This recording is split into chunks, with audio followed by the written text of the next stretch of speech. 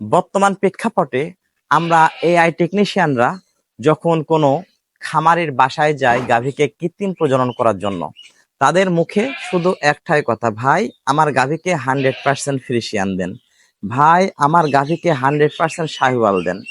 আসলে আপনাদেরকে বলছি, আপনাদের কিছু ভুল আছে, যার জন্য আপনারা যখন অতিরিক্ত 100 করবেন তখন কিন্তু প্রাণীর সম্পদটা অনেক পিছিয়ে যাবে।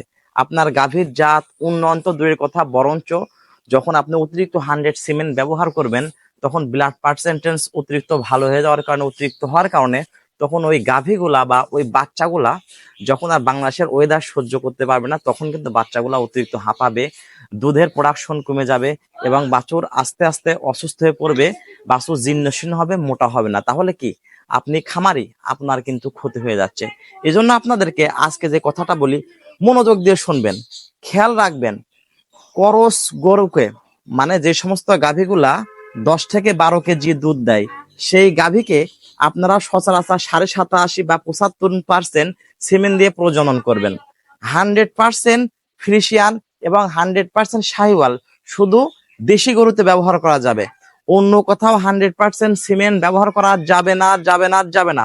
এটা কিন্তু প্রাণী সম্পদ অধিদপ্তরের নিয়ম।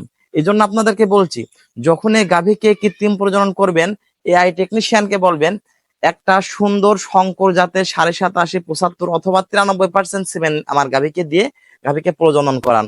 ভুল ক্রমেও 100 ব্যবহার করার চেষ্টা করবেন না। মনে রাখবেন, 100 শুধু দেশি গরুতে, যদি আপনি সচ্ছল খামারি হন।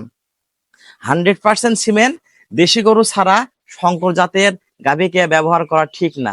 শঙ্কর জাতের গাভীকে শঙ্কর বা এইচএফ করস সিমেন্ট গুলো ব্যবহার করবেন। অবশ্যই আপনার প্রাণী সম্পদ উন্নয়ন হতে হবে, জাতের উন্নয়ন হবে এবং যে বাচ্চাগুলো আসবে আবহাওয়ার সঙ্গে খাপ খাবে, দেশের দুধ ও মাংস বৃদ্ধি পাবে। ধন্যবাদ।